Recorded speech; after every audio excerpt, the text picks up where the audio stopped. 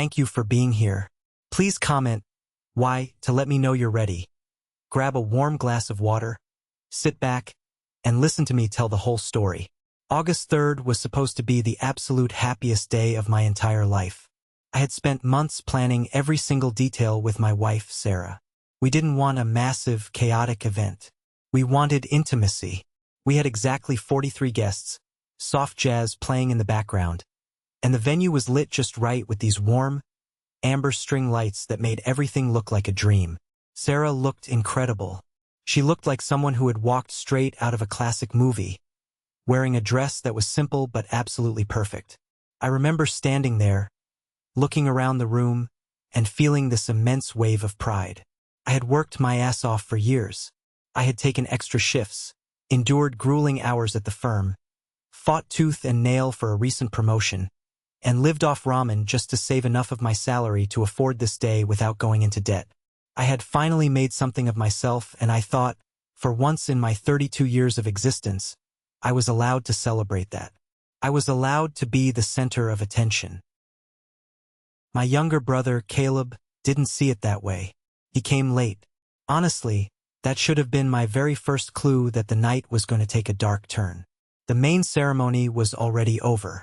We were transitioning into the reception when he breezed through the heavy oak doors. He was wearing this flashy, ridiculous designer jacket that looked more suited for a nightclub in Miami than a cozy wedding in upstate New York. He didn't come over to say hi to me. He didn't congratulate Sarah. He didn't even crack a smile. He just walked straight to the bar, grabbed a full glass of champagne, and found a dark corner in the back of the room. I caught his eye exactly once, and he looked through me like I was a complete stranger. To anyone else in that room, it might have looked like he was just being moody. He was 22 after all. But I knew Caleb. I had spent my entire life managing Caleb. That heavy, brooding silence wasn't just him being a brat.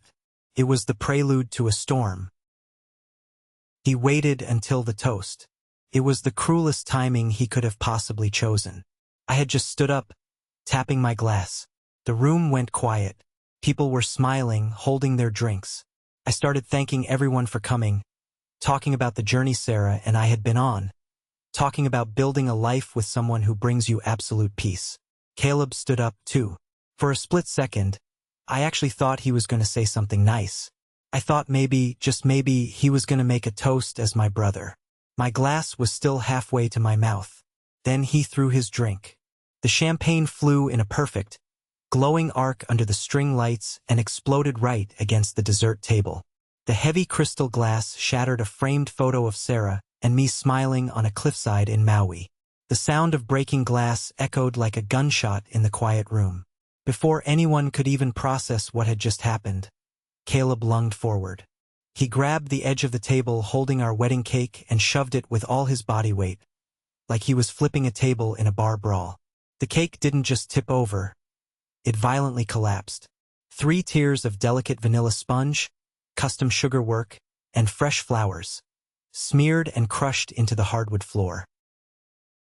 He stood there, breathing heavy, looked me dead in the eye, and screamed loud enough for the valet guys outside to hear. "This is what you get for acting like you're better." The silence that followed was suffocating. It was heavier than a funeral. I could literally hear someone's phone buzzing in a purse 3 tables away. A few guests looked around in pure shock, hoping maybe this was some terrible, elaborate prank.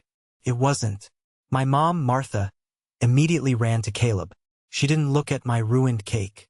She didn't look at my devastated wife. She wrapped her arms around my 22-year-old brother like he had just been assaulted. "He just needs to let it out," she announced to the room, rubbing his back. Sarah's parents stared at me in total disbelief. My best man, David, froze in his tracks. Even the jazz band stopped playing. There was no apology, no remorse. Caleb just shoved his hands in his pockets and walked out the front doors like he had just won a prize. I didn't say a single word, not because I didn't have a million things screaming in my head, but because I knew right then and there this wasn't the place to say them. I wasn't going to let him turn my wedding reception into his personal courtroom. I smiled, pulled Sarah close, whispered a few soft words to her, and nodded to the coordinator, Gabriel, to get the music back on. The rest of the night limped along. People tried to be polite, pretending the giant icing stain on the floor wasn't there. But the memory was already stamped into everyone's brain. When we finally got home that night, Sarah was incredibly quiet. She sat on the edge of the bed and asked me if I was okay. I looked at her, took a deep breath, and told her I was completely fine. I wasn't fine, of course. I was furious. But more than that, I was focused with a kind of cold, calculating clarity I had never felt before. While she changed out of her wedding gown, I sat down at the kitchen island and opened my laptop. I logged into the university portal. I found the page for the upcoming semester's tuition deposit, the one I had paid out of my own pocket for Caleb just 3 weeks prior. With 2 clicks, I revoked the payment. $9,400, gone. Sent right back to my account. Then I opened a new tab. I went into the online rental portal for the luxury downtown apartment lease I had foolishly co-signed for him. I locked the resident account and marked the payment method for immediate review. No approval, no auto-draft rent payment. The lease agreement was now frozen on my end, and his rent was due in exactly 5 days. I closed the laptop. The real fallout hadn't even started yet, but the trap was set. Little did I know, this was just the first domino in a chain reaction that would tear my entire family apart. At exactly 8:40 the next morning, my phone started vibrating on the nightstand. It was Caleb. I stared at his name flashing on the screen, feeling absolutely nothing. I didn't answer. Let it ring. 30 seconds later, a barrage of texts started flooding in. What the hell? Why is the portal locked? I can't access my apartment account. Did you do this? I just watched the text bubbles pop up, one after another. I didn't type a single letter in response. That morning wasn't the end of anything. It was the absolute beginning of a reckoning that was years overdue. By the time Caleb sent his 6th text, he had dropped the act of innocent confusion. His final message just said, "Fix this right now." I tossed the phone onto the bed and walked into the kitchen to make coffee. As the beans ground in the machine, my mind drifted back to a few months prior, to the incident that should have been my wake-up call. Caleb had called me on a Tuesday afternoon, crying his eyes out because his beat-up Honda Civic had broken down on the highway. I had already loaned him $1,200 back in April to fix the transmission. Money I knew I would never see again. But this time, he didn't want repair money. He told me he needed a completely new car. And not just any car. He had the nerve to send me a link to a used, but still ridiculously expensive Porsche Macan. When I laughed and asked him how on earth he planned to pay for it, he went dead silent. Then he pulled his usual manipulative routine. "Matthew, you know Mom and Dad can't afford it. You just got that huge bonus at work. Regular cars aren't safe for me, man. I get anxiety driving junk. You have to help me out. It's an investment in my future." I told him no. I told him I was saving for my wedding and that he needed to get a part-time job like a normal college student. He hung up on me, and for 2 weeks, my parents guilt-tripped me endlessly. "He's your brother, Matthew. You have the salary to support him. Why are you being so selfish?" They wore me down just like they always did. I didn't buy the Porsche, but I did end up paying off the rest of his auto loan on the Honda so he could trade it in. I was always the ATM. I was the safety net. If Caleb skipped classes and lost his scholarship, I was the one writing the check to keep him enrolled. If Caleb partied too hard with people twice his age and couldn't make rent, I was the one covering the overdraft fees. I was the one bailing him out of botched vacation rentals, sending him $500 just until Friday, which always turned into 4 weeks of complete radio silence. I poured a cup of black coffee and leaned against the counter. If they knew what I had done on my laptop the night before, if they knew I had finally cut the puppet strings, the reaction would be nuclear. The days of me sacrificing my own stability to fund his delusions of grandeur were officially over.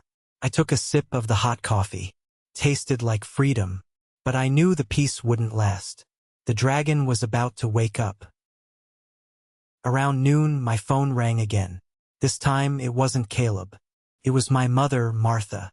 I watched her contact photo illuminate the screen, feeling a familiar tightness in my chest. It was the same anxious knot I'd felt since I was a teenager, the conditioned response of a son who knew he was about to be scolded for someone else's mistakes. I let it ring out. I just couldn't stomach the sound of her voice right then. 2 minutes later, a notification popped up. A new voicemail. I put the phone on speaker, set it on the coffee table, and sat on the couch with Sarah. Matthew. Her voice crackled through the speaker, breathless and dramatic. I don't know why you aren't answering your phone, but your brother is completely hysterical. He says you locked him out of his lease portal and did something to his tuition. Please tell me this is a misunderstanding. He is very upset, Matthew. He feels completely abandoned by you. You need to call me back immediately so we can fix this. He's family. I stared at the phone as the message ended. The sheer, unadulterated irony of it all made my blood boil. Abandoned? He felt abandoned? He wasn't abandoned when I co-signed that luxury lease because his credit was garbage. He wasn't abandoned when I drained my savings to pay his massive college deposit. He wasn't abandoned when I covered his endless mistakes. But the moment my wedding, the one day that was supposed to be about Sarah and me, was violently destroyed, nobody called to ask how I felt. Nobody called to see if Sarah was crying. Nobody checked if the caterer charged us for the damages. They only cared that the golden child was momentarily inconvenienced. I could feel my jaw clenching so hard my teeth ached. A thick vein throbbed against my temple. Can you believe this? I whispered, my voice rough. Not a single word about the cake. Not one word about him ruining our reception. Sarah reached over and gently placed her hand over mine. She didn't say anything, but her grip was firm, grounding me. I realized in that moment that I had spent my entire life trying to earn my mother's approval by being the responsible one, the fixer. But it was a rigged game. No matter how much of my salary I gave away, no matter how many fires I put out, Caleb would always be the victim, and I would always be the villain the second I stopped providing. I picked up the phone and deleted the voicemail. I didn't text her back. I didn't call. I drew a hard line in the sand right there in my living room. I was no longer a participant in their twisted dynamic. But ignoring them was never going to be enough. When you cut off a parasite's food supply, it doesn't just quietly walk away. It attacks. And Caleb was already on his way. It took Caleb exactly 2 days to realize I wasn't going to respond to his texts or my mother's frantic voicemails.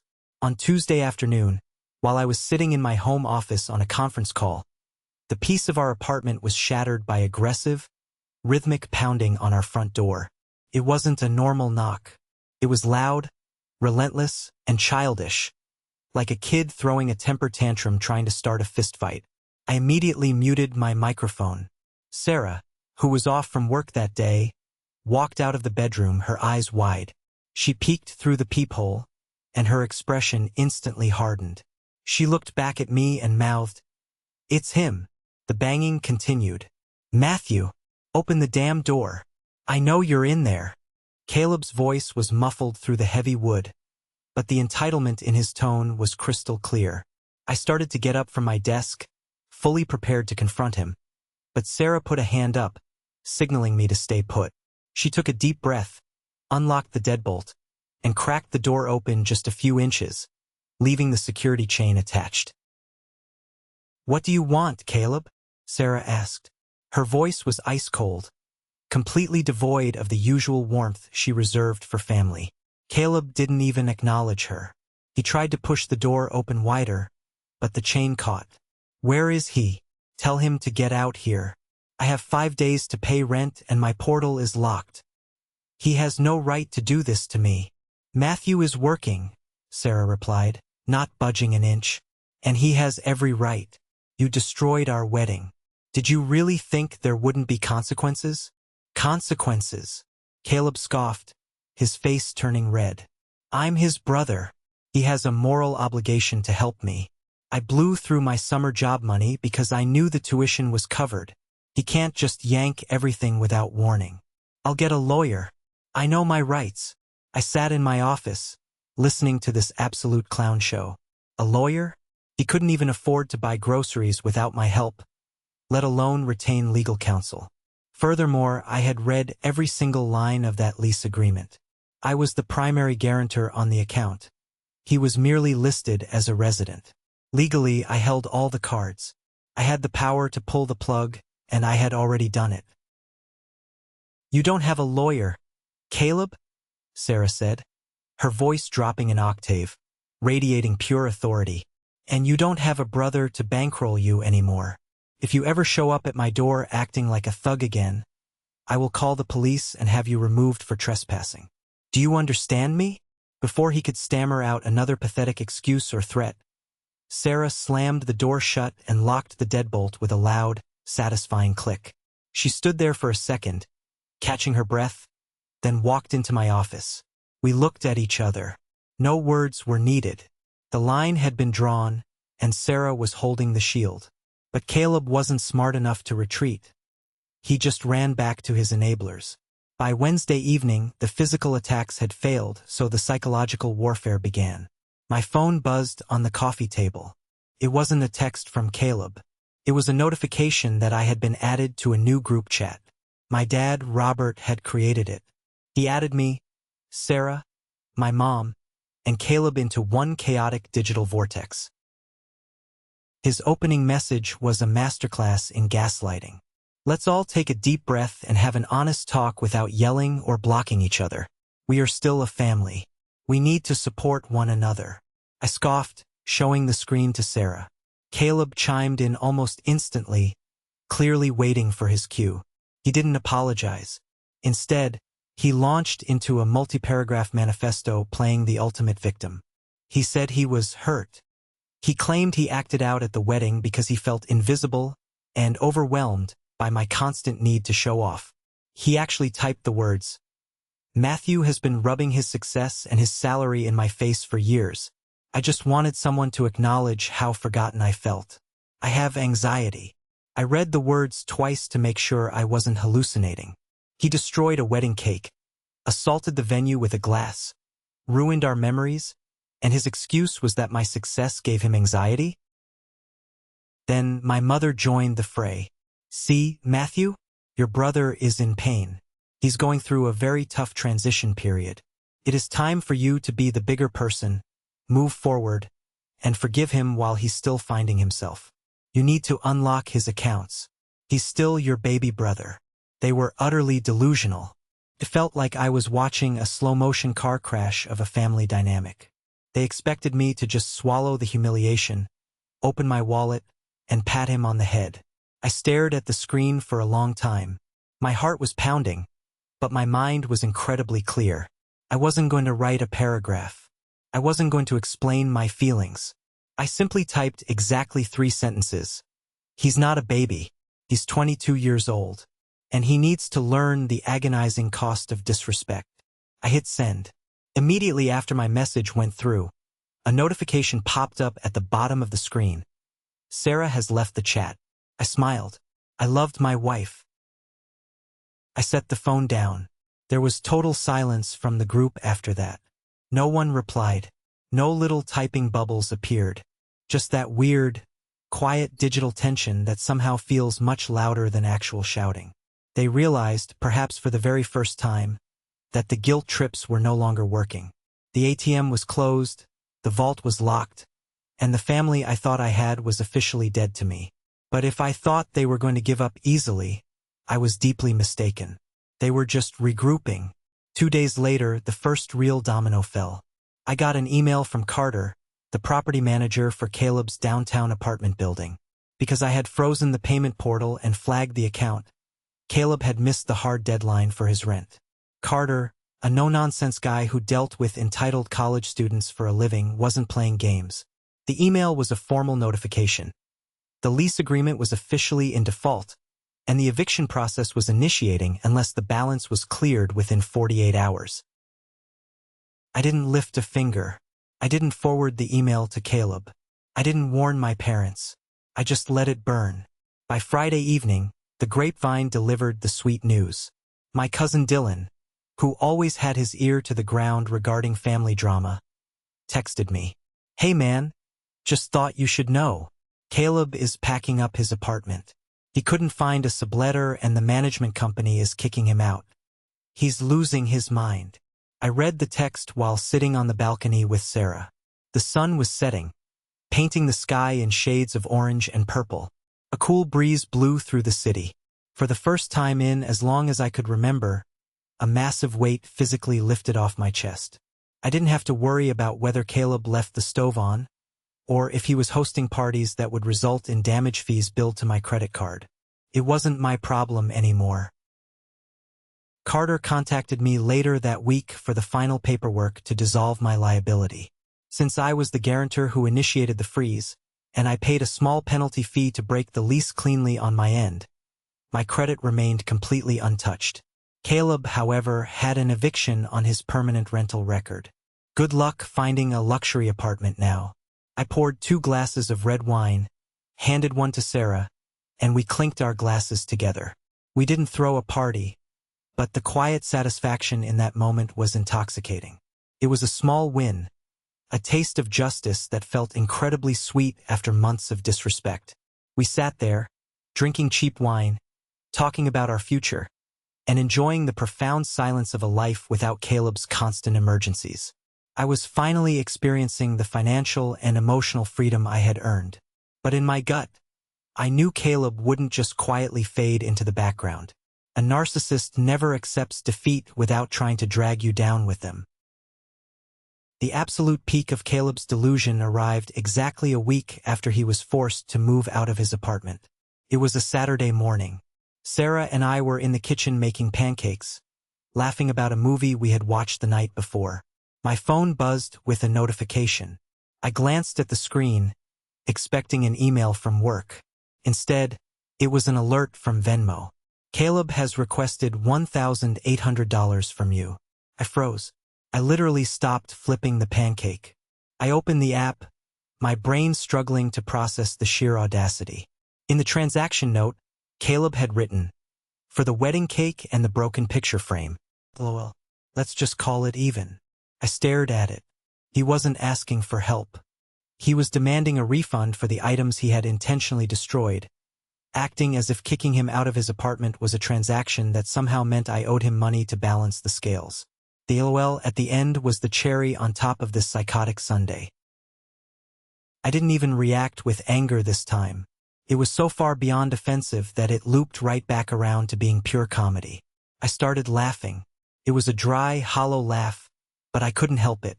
"What's so funny?" Sarah asked, wiping flour off her hands. I didn't say a word.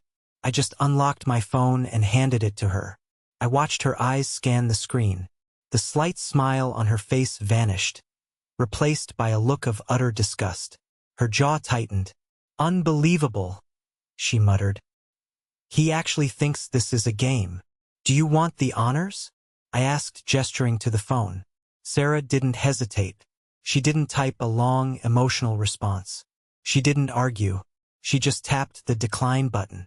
But before she hit confirm, she typed a brief note in the response field. I looked over her shoulder to see what she wrote. "You can't afford us. Grow up." She hit send. 15 minutes later, I checked my social media and my contacts. Caleb had universally blocked both of us on every single platform: Instagram, Facebook, iMessage, even LinkedIn. The trash had officially taken itself out. We didn't have to block him. His fragile ego couldn't handle being dismissed so casually. "Well," I said, putting the phone down and going back to the stove, "I guess that's the end of that." I thought the Venmo request was his last desperate gasp for attention. I thought being blocked meant he was retreating to lick his wounds. I was wrong. That petty demand for money was just a distraction. Behind the scenes, Caleb was preparing a much larger, much more public attack. He couldn't win the financial battle, so he decided to destroy my reputation instead. The following weekend was my father's 60th birthday. Under normal circumstances, Sarah and I would have been there, carrying an expensive gift, plastering on fake smiles, and pretending we were the picture-perfect American family. But after the group chat incident, we didn't even RSVP. We spent the day hiking at a state park, completely disconnected from the toxic bubble. However, we didn't need to be there to know exactly what happened. My cousin Dylan, who was essentially my embedded reporter behind enemy lines, kept me updated via text throughout the evening. According to Dylan, the party was held at a nice steakhouse downtown. Caleb showed up an hour late, perfectly on brand. But he didn't show up looking defeated or humbled by his recent eviction. Instead, he strutted into the restaurant wearing a tailored white linen suit that looked suspiciously similar to wedding attire. It was a blatant, calculated middle finger to me and Sarah. But he wasn't alone. He brought a girl on his arm, a blonde named Chloe, whom he had apparently met only 3 weeks prior. Throughout the dinner, Caleb made sure to be the loudest person at the table. He didn't talk about getting a job. He didn't mention where he was living. Instead, he spent the entire night loudly bragging to the extended family about his upcoming big project. "He keeps saying big things are coming," Dylan texted me, along with a sneaky photo of Caleb holding up a glass of wine, looking incredibly smug. "He told Aunt Susan he's entering the media space. He's acting like he's about to be a millionaire. Chloe is just nodding along like he's Steve Jobs." I sat on a log in the woods, reading the texts, feeling a strange mix of suspicion and dread. The media space? Caleb couldn't even manage a TikTok account without getting into petty arguments in the comments. What could he possibly be launching? Did Mom or Dad say anything about him being evicted? I texted back. "Nope," Dylan replied instantly. "They're treating him like royalty. Dad even paid for Chloe's $80 steak. It's sickening." I put the phone in my pocket and looked at Sarah, who was drinking from a water bottle. "Caleb is plotting something," I told her. "He's telling everyone he has a big project launching." Sarah rolled her eyes. "Probably a pyramid scheme. Don't let it ruin our hike." We kept walking, but I couldn't shake the feeling. Caleb's arrogance wasn't empty this time. Felt rehearsed. Felt like he was setting a stage. He had lost his apartment, he had lost his ATM, and he was cornered. A cornered narcissist is dangerous because they have nothing left to lose. By Monday morning, I found out exactly what his big project was. And it was worse than I could have ever imagined. Monday morning, the bomb dropped. I was at my desk at the firm, reviewing some files, when Dylan sent me a link to an Instagram page. The handle was at Bloodline Bruises. I clicked it and my stomach instantly dropped. It was a podcast, hosted by Caleb. The title of the first episode was boldly displayed in aggressive red font. "Growing Up with the Golden Child: How My Brother's Greed Destroyed Our Family." He had released a slick, professionally edited teaser trailer across Instagram and TikTok. I put my AirPods in, my hands actually shaking with anger, and hit play. Caleb's voice came through, but it wasn't his usual whiny tone. He was using this soft, somber, overly dramatic voice, like a seasoned true crime narrator. "I thought family meant safety," his voice echoed over sad, plucking piano music. "But sometimes the most toxic, abusive people are the ones you share a last name with." For years, I was silenced by a brother who used his wealth and salary to control every aspect of my life. When I finally tried to break free, he tried to ruin me. This is my story of surviving financial abuse. It was pure, unadulterated fiction. It was so theatrical it made me nauseous. He twisted the narrative so violently that he actually painted himself as a hostage to my generosity. He completely omitted the part where he smashed my wedding cake. He framed the eviction as me, throwing him onto the streets in the dead of night to punish him for speaking his truth. But the worst part wasn't the lies. It was the traction.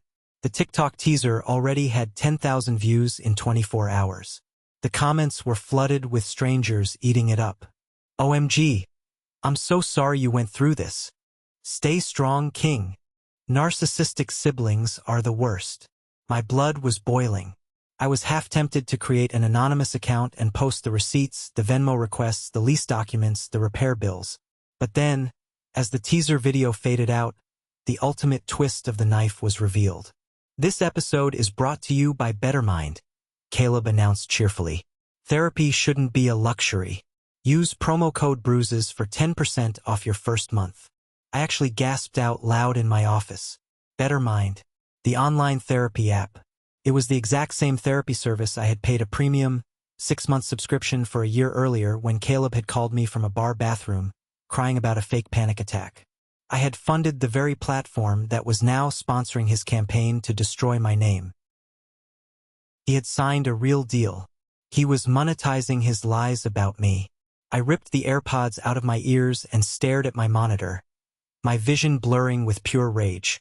He had crossed a line that could never be uncrossed. But instead of lashing out, I took a deep breath. I realized that if he was playing a public game, I needed to play a private, much deadlier one. I was going to find out exactly how he was funding this production quality, because I knew for a fact he didn't have a dime to his name. A few days later, Caleb sent an email. It was sent directly to my work address, bypassing the blocks on my personal accounts.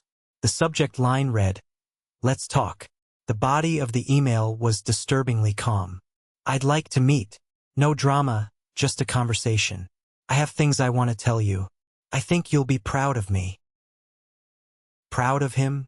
After he launched a podcast calling me a financial abuser? It was a blatant trap. He likely wanted to record our conversation to use as evidence for his next episode. I didn't reply. Instead, I forwarded the email to Sarah with the note, "He's getting desperate for content." That afternoon, Dylan called me on my lunch break. "Dude, I did some digging," Dylan said. His voice hushed like he was sharing state secrets. "You know how Caleb is suddenly affording studio time and fancy suits?" "Yeah," I said, leaning back in my office chair. "I assumed he maxed out a new credit card." "Nope," Dylan replied. "He enrolled back in school, part-time, and he didn't take out loans. My mom was talking to Aunt Martha yesterday." Martha slipped up. She bragged that Caleb is getting his life together and that they took care of his tuition. I sat up straight. "Wait, what? My parents paid his tuition? The $9,400? "Yep, out of pocket. And that's not all. Chloe, the new girlfriend? She let it slip at the birthday dinner that Caleb is staying in a really nice long-term Airbnb until he finds a new place. Guess who's paying for that?" My mind raced. For my entire adult life, literally since I got my first paycheck, my parents had sung the same miserable tune. "We are broke, Matthew. The mortgage is killing us. We have no savings.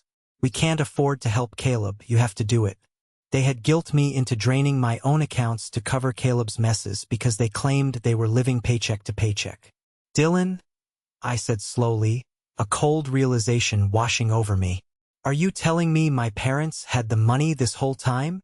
"Looks like it," Dylan said grimly. "Martha mentioned dipping into a rainy day fund they've had for emergencies. A rainy day fund. A fund they never touched when Caleb wrecked his car. A fund they never touched when Caleb needed rent. A fund they kept perfectly hidden while they watched me work overtime, stress over bills, and sacrifice my own savings to keep their precious golden child afloat. They had weaponized my sense of duty to protect their own bank accounts. I hung up the phone with Dylan, feeling a profound, chilling sense of betrayal. It was worse than anything Caleb had done. Caleb was just a spoiled brat acting out. My parents were the architects of the abuse. They were the ones pulling the strings. I didn't just have a brother problem. I had a deeply corrupt family system. And as I sat there processing the magnitude of their lie, I realized I needed solid proof. I needed to corner them. Little did I know, they were about to deliver themselves right to my doorstep. That evening, the tension in the air was thick. I had just told Sarah everything Dylan had uncovered about the secret rainy day fund. We were sitting at the kitchen island, eating a quiet dinner, processing the betrayal. The sun had gone down, and the apartment was quiet. Then the doorbell rang. It wasn't a knock. It was a long, sustained buzz. I checked the security camera feed on my phone. My heart skipped a beat. Standing on our front porch, looking perfectly innocent under the yellow porch light, were my parents, Robert and Martha. "No warning," Sarah muttered, her eyes narrowing as she looked at my screen. "Just ambushing us." "They're here for a reason," I said, standing up. "Let them in. But don't offer them anything. Not even water." I walked to the front door and opened it halfway, leaving my hand on the knob. I didn't say hello. I just stared at them. My dad gave this awkward, overly enthusiastic wave, like he was dropping by to return a lawnmower. My mom had her heavy leather purse slung tight over her shoulder, her jaw set in a determined line. "Matthew." "Hi, sweetie," my mom said, her voice dripping with artificial sweetness. "We know it's late, but we really need to talk to you. Calmly. As a family." "You have exactly 3 minutes," I said, my voice flat. "Say what you need to say from the porch." They didn't listen. My dad stepped forward, essentially forcing his way past me into the foyer. My mom followed right behind him. They walked into the living room like they owned the place. Sarah was standing in the kitchen. She didn't walk over to greet them. She just crossed her arms over her chest, leaned against the counter, and stared holes into my mother. Sarah wasn't going to play the fake smile game. Everyone in that room knew exactly where she stood. "Look," my dad started, rubbing his hands together nervously.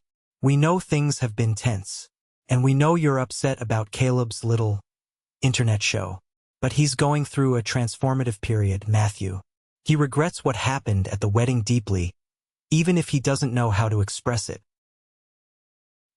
He regrets it so much he started a podcast calling me an abuser." I shot back, not breaking eye contact. "It's just his way of processing trauma." My mom chimed in, stepping closer. "You shouldn't take it so personally. He's finding his voice, but he needs stability right now. That Airbnb he's in is too expensive for us to keep paying for." There it was. The slip-up. They admitted they were paying for his life. My mom took a deep breath and delivered the final blow. The real reason they had broken into my sanctuary. "We want Caleb to move into your spare bedroom. Just temporarily. Just until he figures things out and his podcast takes off. It's the right thing to do, Matthew. You owe him that much for locking him out of his lease."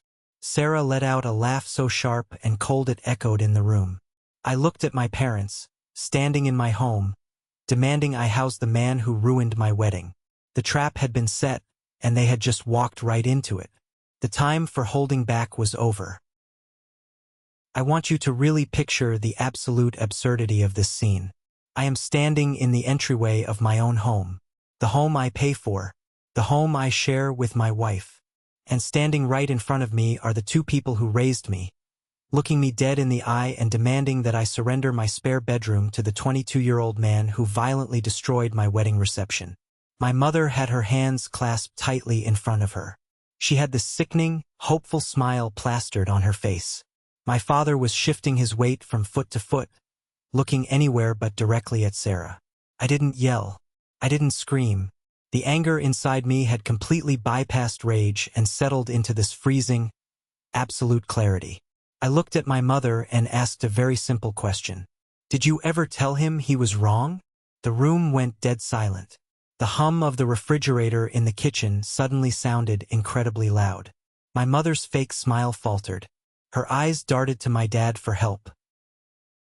"Matthew, you have to understand," my dad started, using his deep, pacifying voice, the voice he always used when he wanted to sweep a mess under the rug. "Caleb is in a very fragile state. He was overwhelmed at the wedding. He didn't mean to ruin it. He just had a moment of intense emotional dysregulation. We didn't want to pile onto his guilt." I took a slow step forward. I didn't ask about his emotional state. I asked a yes or no question.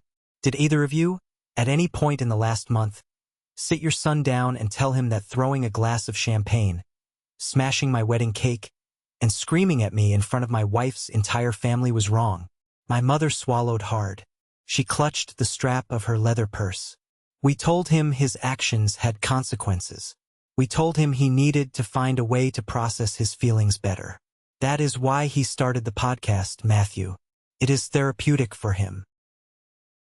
I actually let out a dry, bitter laugh. Therapeutic. He is publicly slandering my name, accusing me of financial abuse on the internet, and you are calling it therapeutic. He didn't just ruin a cake. He showed up to my wedding to humiliate me. And you are here asking me to let him live down the hall from the woman whose special day he destroyed. He has nowhere else to go. My mother suddenly snapped, dropping the sweet act entirely, her voice shrill and desperate. We cannot afford to keep paying for that luxury Airbnb he booked. He refuses to stay in a cheap motel. He says it triggers his anxiety. We are bleeding money trying to keep a roof over his head. You have the space. You have a great salary. You are his older brother. It is your duty to help family when they are struggling. There it was, the ultimate guilt trip. The exact same script they had been using on me since I got my very first paycheck. They expected me to cave. They expected me to lower my head, apologize for being difficult, and open my doors. They truly believed I was still the obedient ATM they had trained me to be. But they had no idea what I knew. They had no idea Dylan had called me just hours ago. They were walking into a minefield, and I was holding the detonator. I crossed my arms and stared right at my father. Bleeding money? I repeated the words slowly, letting them hang in the air. You are bleeding money. That is fascinating. Because I was under the impression that you were completely broke. I was under the impression that you were living paycheck to paycheck. Isn't that what you told me when Caleb wrecked his car and demanded a Porsche? Isn't that what you told me every single time his rent was due, and you cried on the phone, begging me to cover it? My dad's face went the color of wet ash. He blinked rapidly. Matthew, we do live paycheck to paycheck. You know the mortgage is killing us. Stop lying to my face, I said, my voice dropping an octave. The sheer force of the words made my mother take a physical step backward. I know about the fund. The reaction was instantaneous. If I had pulled a weapon on them, they couldn't have looked more terrified. My mother's hand flew to her chest. My dad's jaw physically dropped. They were entirely paralyzed. I know about the rainy day fund, I continued, pressing the advantage, not giving them a single second to formulate a new lie. I know you paid his $9,400 college tuition deposit out of pocket. I know you didn't take out a loan. I know you have been sitting on a massive pile of cash, guarding it like some sacred inheritance, while you watched me work 80-hour weeks. You watched me drain my own savings. You watched me delay my wedding for 2 years just so I could afford to bail your golden child out of his endless disasters. That money is for retirement, my mom whispered, her voice trembling. We worked hard for that money. We couldn't just waste it. So you wasted mine instead, I fired back. The anger finally cracked through the ice. You decided my hard work was worthless. You decided my money was expendable. You used me. You manipulated me into funding his extravagant lifestyle because you were too cheap to pay for it yourselves, and too cowardly to tell him no. We never forced you to pay for anything, my dad argued weakly, trying to salvage some scrap of dignity. You offered. I offered because you manipulated me with guilt. You threatened to hire a lawyer when I locked the lease portal. You let him parade around in a white suit at your birthday party. You let him launch a podcast calling me an abuser. And you came here tonight, not to mediate, not to apologize, but to dump your financial burden onto my lap because your secret college fund is finally drying up. I looked at both of them. I saw them for exactly what they were. They weren't helpless parents struggling with a difficult child. They were enablers who had actively sacrificed one son to appease the other. They were cowards. You didn't come here to fix our family, I said, the disgust thick in my throat. You came here to manage your own embarrassment. You realized you can't control Caleb, so you tried to control me. My mother started to cry. Real tears this time. Not the manipulative, theatrical tears she usually used. These were the tears of a woman who had just been completely unmasked. Matthew, please, you are breaking my heart. We are your parents. No, I said, shaking my head. You are Caleb's parents. I was just your bank account, and the bank is permanently closed. I turned around and walked over to the front door. I grabbed the brass handle and pulled the heavy door wide open. The cool night air rushed into the foyer. I pointed outside. Get out of my house, I demanded. My dad stiffened. You are kicking us out? Your own parents? Over money? I am kicking you out over disrespect, I corrected him. I am kicking you out because you raised a son who believes consequences do not exist, and you expected me to pay the price for it. If you want to keep funding his life, you go right ahead. But it will never come from me again. You are not bringing his drama into my home. You are not bringing your lies into my marriage. We are done. They stood there for a long, agonizing moment. They looked at Sarah, hoping maybe she would intervene, hoping the nice, polite daughter-in-law would soften the blow. Sarah didn't flinch. She just stared right back at them, her expression made of pure stone. My dad finally grabbed my mom's arm. He didn't say another word. He just pulled her toward the door. They walked past me, their heads lowered, stepping out onto the porch. My mother let out a loud sob as she walked down the steps. I didn't feel a single ounce of pity. I pushed the door shut. The heavy wooden frame slammed into place. I reached up and turned the deadbolt. The loud, metallic click echoed through the quiet apartment. It was the sound of absolute finality. The fallout from that night was surprisingly quiet. It wasn't an explosive battle. It was just the total withdrawal of their presence. They finally realized I wasn't playing a game. I wasn't going to be the one to fix what they broke. Not this time. But Caleb's podcast was still out there. Episode 2 dropped a few days later. It was entirely focused on narcissistic siblings. Episode 3 was titled, When They Make You Look Crazy. Sarah and I actually laughed at that one while making dinner. I refused to listen to the audio, but Dylan, completely invested in the drama, monitored the situation like a hawk. And what happened next was the purest form of poetic justice I have ever witnessed. You see, the internet loves a victim, but the internet is also incredibly smart. When you stretch the truth too far, people start noticing the cracks. By episode 4, Caleb was running out of vague complaints about my financial abuse and started contradicting himself. In one episode, he claimed I forced him to live in a dangerous neighborhood. In the next, he complained that the luxury downtown apartment I co-signed wasn't close enough to the trendy bars. People in the comments started asking questions. They asked for specifics. Caleb handled the criticism the only way he knew how. He threw a tantrum. He started aggressively attacking his own listeners in the comment section, calling them toxic and blocking anyone who questioned his narrative. The engagement completely tanked. The views plummeted. But the real death blow came on a Tuesday afternoon. Joseph, the representative from BetterMind, the therapy app that sponsored him, apparently reviewed the escalating hostility in his comment section. Brands do not want to be associated with unhinged, aggressive creators. Dylan texted me a screenshot. Caleb had posted a furious rant on his Instagram story. He claimed he was dropping BetterMind as a sponsor because they tried to censor his truth. We all knew what that actually meant. They dropped him. The funding vanished overnight. Without my wallet and without corporate sponsors, the podcast died a quiet, pathetic death. He never uploaded episode 5. The digital silence was absolutely beautiful. A few days later, I sat down at my desk and pulled up the lease agreement for our apartment. We had 8 months left on the contract. I looked at our savings account. Without Caleb constantly draining my resources, the numbers looked incredibly healthy. I walked into the living room where Sarah was reading a book. I sat down next to her and gently closed the book. We need a break, I told her.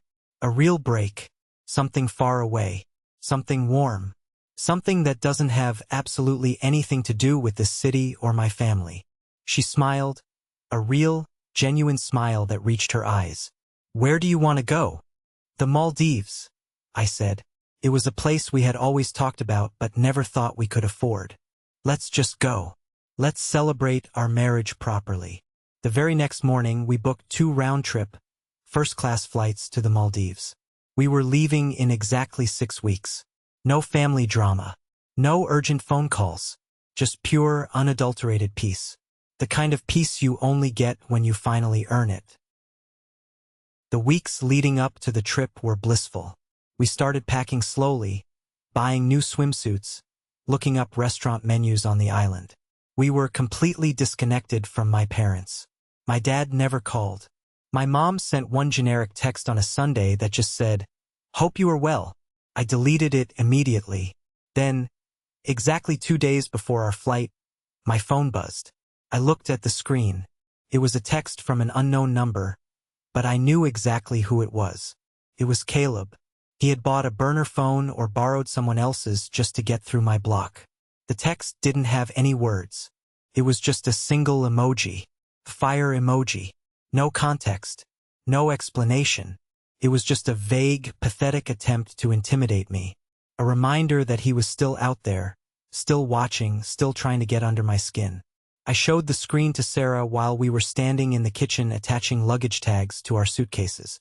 She didn't flinch. She didn't look worried.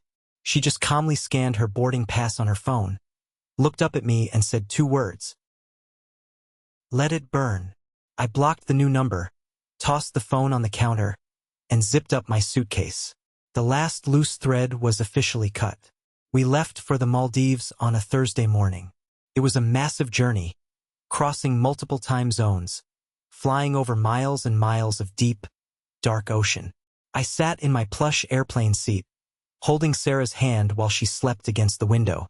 I closed my eyes and realized something profound.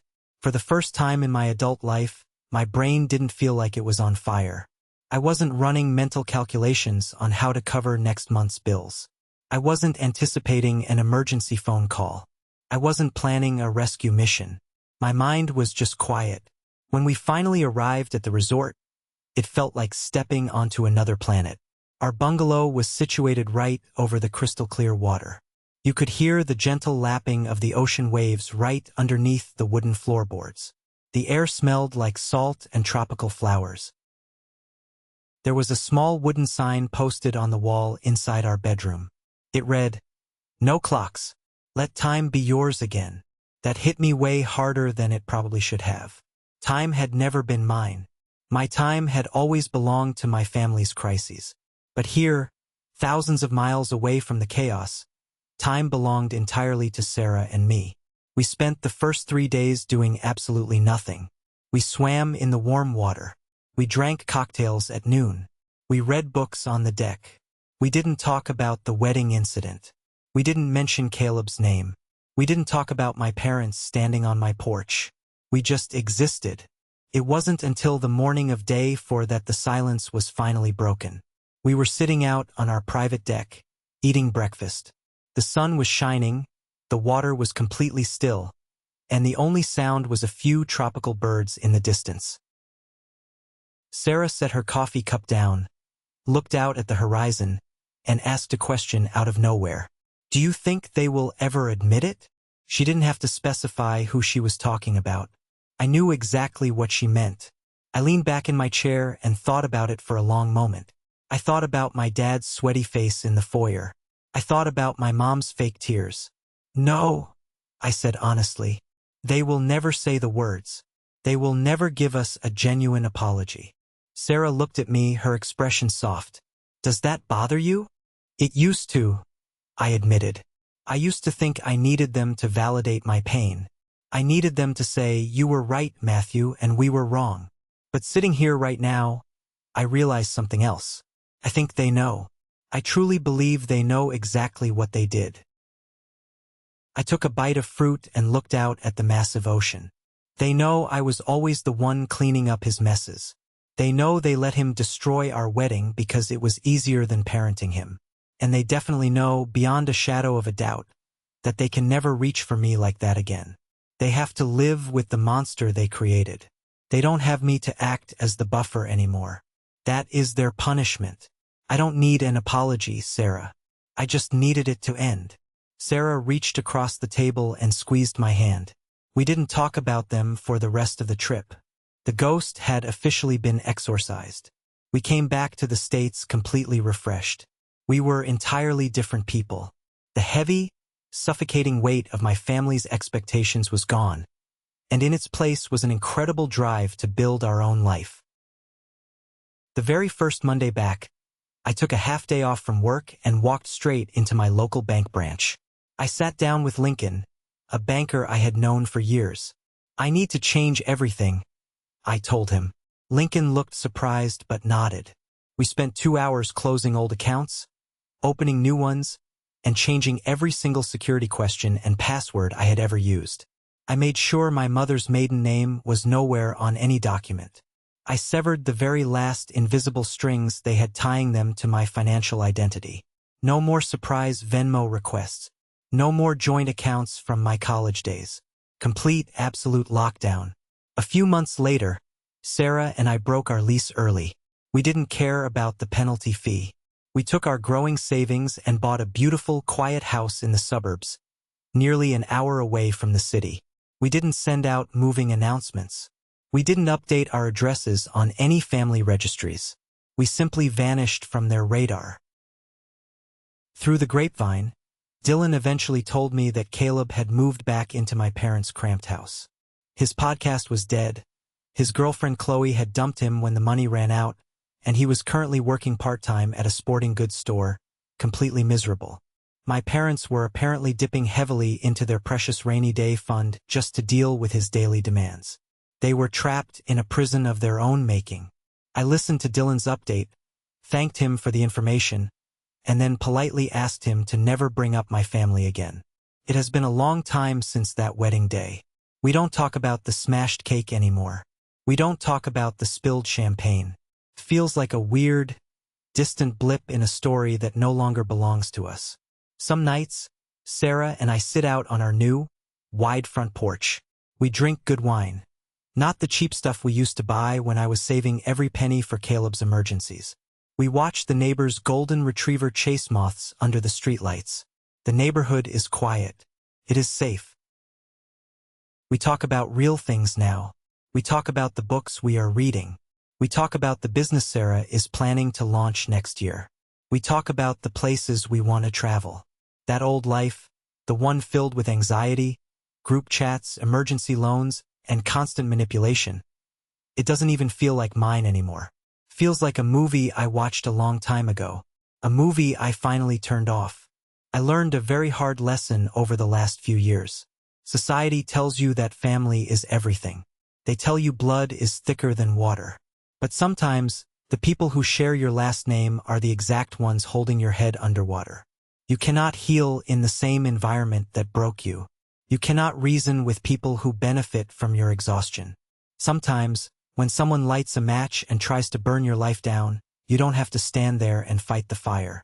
You don't have to be the hero who puts it out.